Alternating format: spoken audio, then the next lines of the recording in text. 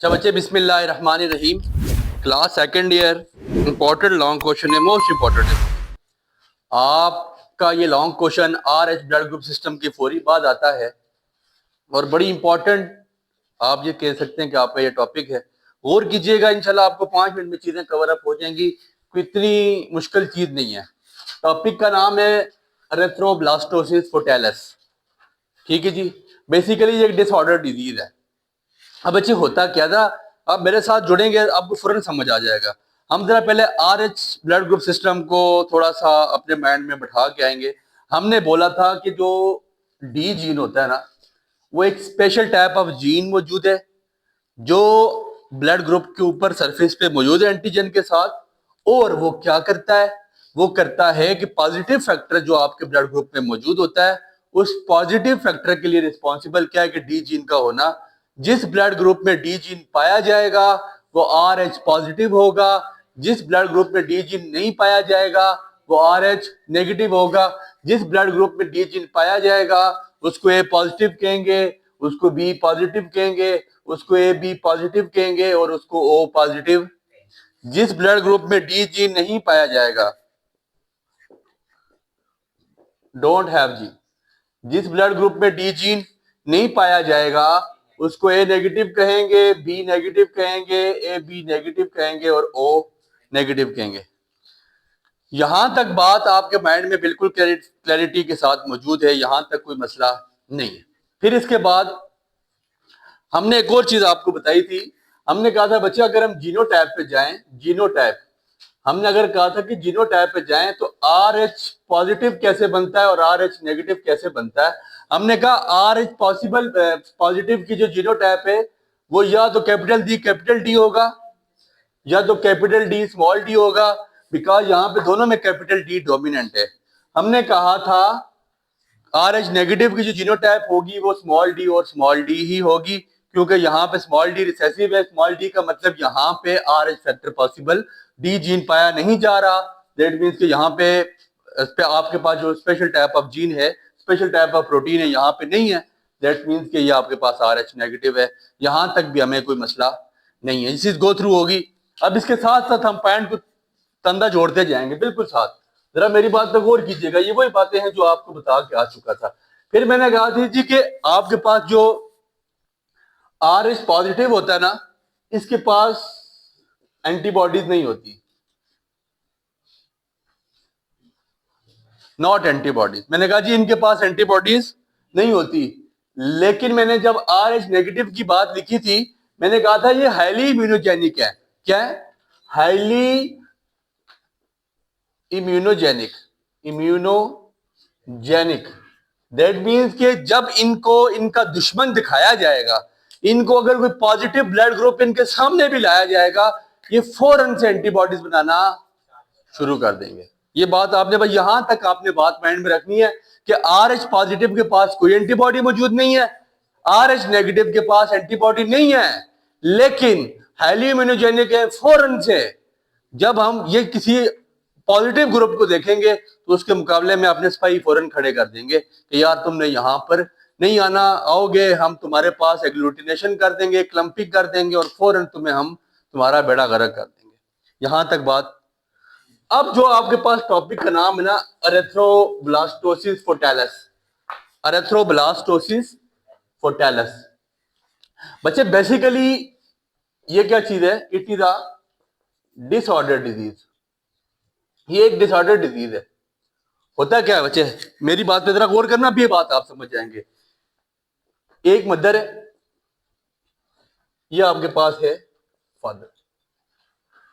फर्ज करते हैं आपके पास जो फादर है ना वो क्या है? RH पॉजिटिव, और आपके पास मदर क्या है?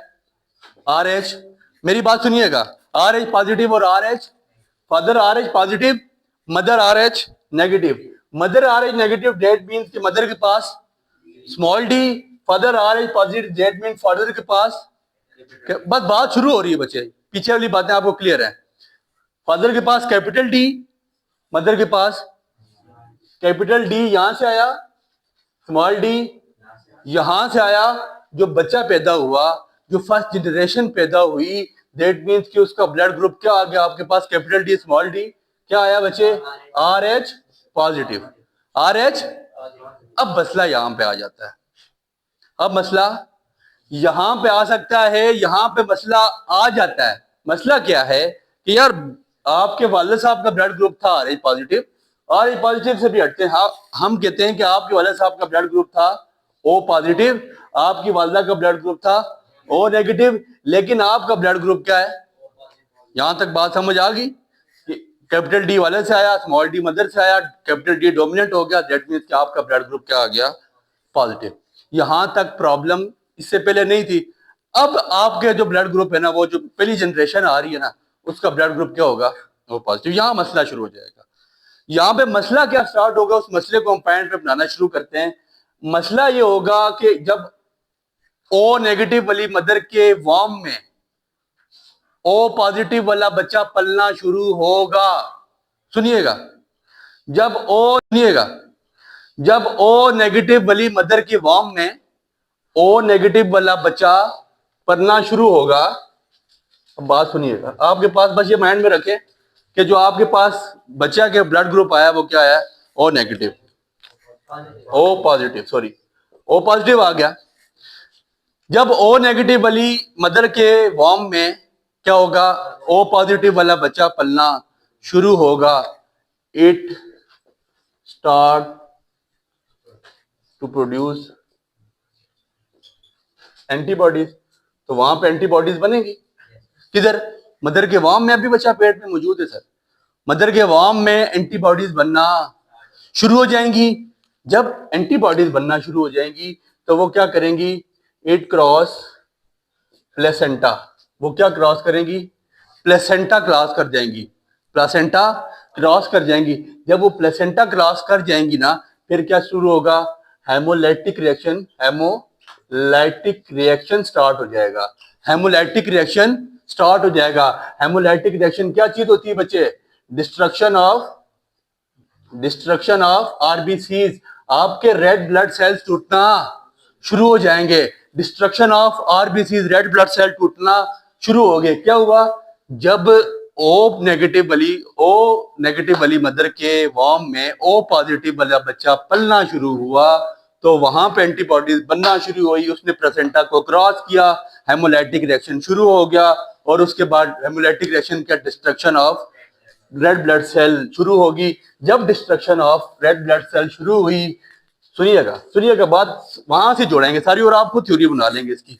फिर क्या हुआ, जॉन्डस अक्कर, क्या हो जाता है, जॉन्डस होता है। जॉन्डस का सुना है ना, जरकान का लफ्ज सुना है आपने, जॉन्डस शुरू हो जाता है, जेंडस लफ्ज नहीं, जॉन्डस है, ठीक है। जॉन्डस शुरू हो गया, फिर क्या हो गया, बच्चा जो आपके पास जनरेशन, उसको आपके पास जॉन्डस आ जाएगा। अब इसके बाद मेरी बात याद रखिए, फिर ब्लोरोबिन लेवल इंक्रीजेस, तो क्या हो जाएगा, ब्लोरोबिन लेवल इंक्रीज हो जाएगा। ब्लोरोबिन लेवल इंक्रीज होने की वजह से क्या होगा, it effects the brain of child, बच्चे के दिमाग पे असर पड़ना शुरू हो जाएगा, बच्चा मेंटली तौर पे एबनॉर्मल होगा, पागल हो जाएगा, ठीक है। इट इफेक्ट द, देखिए आइए आगे चल के बताते हैं कि आपके माशरे में कितनी मिसालें मौजूद हैं, ठीक है। It effect the brain functions, बच्चे के दिमाग पे असर पड़ना शुरू हो जाएगा, बच्चा एबनॉर्मल हो जाएगा, जो आपकी नई जनरेशन है कि वो एबनॉर्मल। असल में हो रहा क्या है, ठीक है जी, असल में ऐसा हो रहा है, ये जब ब्रेन पे इफेक्ट करेगा ना, आपका spleen and liver,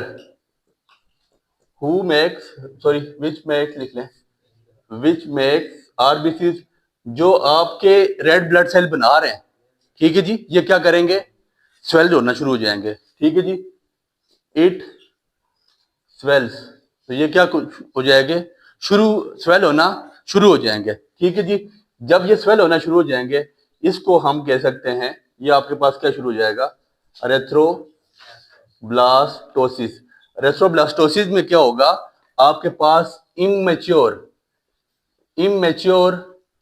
red blood cell बनना, आपकी body immature red blood cell बनाना शुरू कर देगी। इमेच्योर रेड ब्लड सेल कौन से कहा जाता है, जिसमें 90% आपके पास क्या होगा, न्यूक्लियस। आपका रेड ब्लड सेल में ज्यादातर, आपको पता है जो मेच्योर रेड ब्लड सेल है वहां पे ज्यादातर अमाउंट किसकी है, हाइमोग्लोबिन की। लेकिन इममेच्योर जो रेड ब्लड सेल होगा वहां पे आपके पास किसकी अमाउंट होगी ज्यादातर, मतलब उसके 90% जो रेड ब्लड सेल्स होंगे उसमें न्यूक्लियस पाया जाएगा। जब उसमें न्यूक्लियस पाया जाएगा दैट मीन्स कि वो क्या करेगा, it affect the liver and spleen of the child. और फिर क्या होगा, जब उसको वो करेगा ना, इफेक्ट करेगा, फिर इसके बाद आपने एक टर्मिनोलॉजी सुनी हुई है, मिस कैरेज। क्या हो जाएगा, मिस कैरेज। ठीक है जी, मिस कैरेज हो जाएगा, बच्चा जाया करना पड़ जाएगा। ठीक है जी, बच्चा जाया करना पड़ जाएगा। इन केस के आपकी वो प्रोडक्शन आ जाती है, बच्चा पैदा भी हो जाता है, लेकिन बच्चा आप या तो उसके मेंटली तौर पे वो डिस्टर्ब होगा, ठीक नहीं होगा, या उसका लिवर सूजा हुआ होगा, ठीक है जी, या उसके पास कोई और 100 तरह की बीमारियां उसको हो सकती हैं। समझ आ गई बात की। ये सारी गेम थी यहाँ तक, किसकी, एरेथ्रोब्लास्टोसिस फोर्टालिस की। ठीक है जी, सारी बात मैंने आपको पॉइंट्स में लिख के बता दिया। ठीक है, कि क्या होगा, जॉन्डिस होगा, प्रोबेबिलिटी लेवल इंक्रीज हो जाएगा, इफेक्ट द ब्रेन करेगा।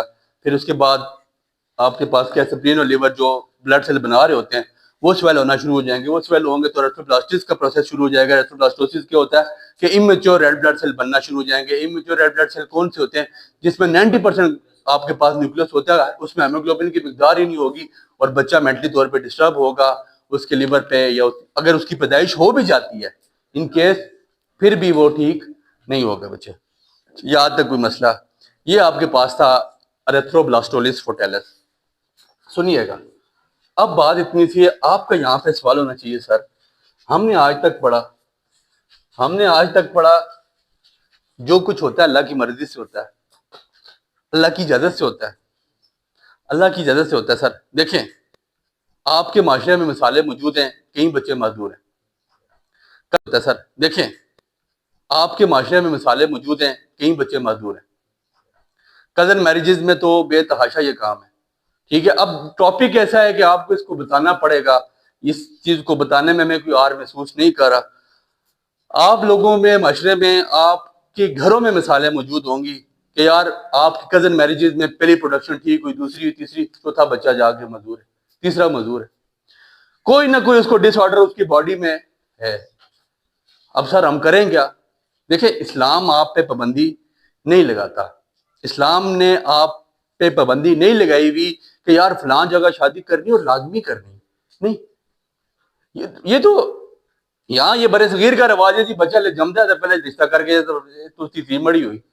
और भाई देखें, थोड़ी सी अक्ल इस्तेमाल करें। ये आपने बड़े सगीर का रिवाज है, ये बड़े सगीर का रिवाज है। अब होना क्या चाहिए? होना ऐसा चाहिए कि शादी से पहले आप लड़का और लड़की दोनों के टेस्ट करवाएं। आप लड़के और लड़की दोनों के टेस्ट करवाएं और देखें जी भाई साहब ये ओ पॉजिटिव है, ये ओ नेगेटिव है। इनकी जनरेशन अगर आपके पास आ जाएगी ओ पॉजिटिव तो फिर मसला बनेगा। ठीक है जी, प्रॉपर काउंसलिंग न होने की वजह से, प्रॉपर मैरिज काउंसलिंग नहीं है इस मुल्क में। आप ये हमारे इंडिया और पाकिस्तान की ये हालात है। बाकी मुल्कों में फिर भी काउंसलिंग होती है, यहाँ पे हमारे इस मुल्क में प्रॉपर मैरिज काउंसलिंग बिल्कुल भी नहीं है, 0 लेवल की। ठीक है, और हम इस चीज को आर महसूस करते हैं। मेरी बात सुने, देखें एक टर्मिनोलॉजी इस्तेमाल करो, स्टीराइल। ठीक है, स्टीराइल, इस पे वर्क कीजिएगा। आपको पता है हम जिन लोगों को बोलते हैं यार ये औलाद पैदा करने के काबिल, ये स्टीराइल मर्द भी होते हैं और औरतें भी होती हैं, दोनों। सर हम एक जगह पे, एक साइड पे किसी पे ब्लेम नहीं कर सकते। आपको जब पता लग जाए ना कि यार आप स्टीराइल हैं, ये किसी औरत को पता लग जाए कि वो स्टीराइल है, दैट मीन्स कि किसी दूसरे की जिंदगी को डिस्ट्रॉय मत करें। ठीक है जी, 100 मसले हो सकते हैं, और मिसाल के तौर पे मर्द का 100 मसले हो सकते हैं, प्रोडक्शन नहीं हो रही होगी स्पर्म की, 100 मसले। ठीक है, जब स्टीराइल हैं आप, दैट मीन्स आपने शादी करनी भी है। आपने जब अगर शादी करनी है तो मर्द किसी ऐसी औरत से करेगा, औरत किसी ऐसे मर्द से करेगी, तो सोचे 2 लोग और बर्बाद, उनके घर बर्बाद। अब फिर आप ये कहते हैं सर जो कुछ होता है, देखिए अल्लाह की मर्जी से होता है, लेकिन साइंस भी किसी बला का नाम है ना। इस चीज को भी समझें, इस चीज को भी समझें, इस पे अंडरस्टैंड हो। ये कोई इसमें बताने वाली बात में आर महसूस करने वाली बात नहीं है। ठीक है, इसको भी, इस पे भी अंडरस्टैंड हो जी कि यार आप टेस्ट नहीं भी कराते प्रॉपर, लेकिन थोड़ा सा ये एहतियात करें कि ये चीजें कजन मैरिजेस में बहुत ज्यादा है। ठीक है, वजह ये बच्चा मजदूर हो गया, भजी अल्लाह की मर्जी, अल्लाह के कामन। सर अल्लाह के काम तो हैं, हम इसमें इनकार ही नहीं करते। लाज शरीक सब कुछ कर रहा है, वो बेनियाज है। ठीक है, लेकिन कहने का मकसद ये थोड़ी सी अपनी अकलों को भी इस्तेमाल करें तो बातें चलें खैर दूर निकल जाएंगी। छोड़े इस बात को। इसकी प्रिवेंशन क्या है, हो क्या सकता है?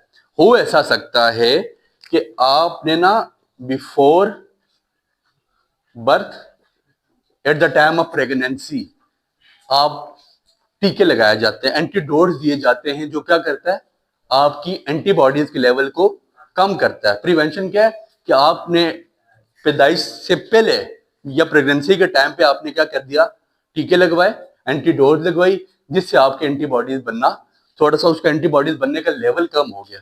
दूसरी बात फिर क्या हो, और क्या काम हो सकता है? देखें, ये चांस है कि पहला बच्चा ठीक होगा। पूछे क्यों?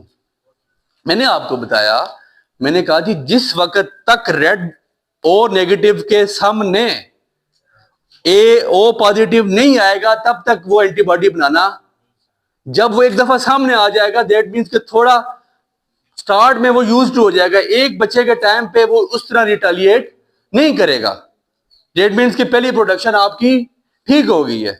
आप देखें, उसके बाद आप अपने टेस्ट करा लें। आपको अगर लगता है कि अगले बच्चे के टाइम पे हमारे लिए मसाइल पैदा होंगे, then you have to proper vaccinated. आप टीके लगवाएं, एंटीडोट लें, ताकि आपकी बॉडी में एंटीबॉडीज बनना कम हो। ठीक है, ये आपके पास प्रिवेंशन के यही तरीके हैं। ठीक है, सबसे पहले तो प्रॉपर काउंसलिंग हो, फिर उसके बाद ये डोज दिए जाते हैं या एंटीडोट आपके पास जो होते हैं ये उस टाइम पे दिए जाते हैं। और पहले बच्चे के टाइम पे ये शिकायत अमूमी तौर पे देखा गया नहीं होती। उम्मीद करते हैं आपको ये टॉपिक समझ आया होगा। इंपॉर्टेंट एंड इंटरेस्टिंग टॉपिक है, दुआओं में याद रखिए। Give it a like. Stay updated. Like, subscribe, and comment.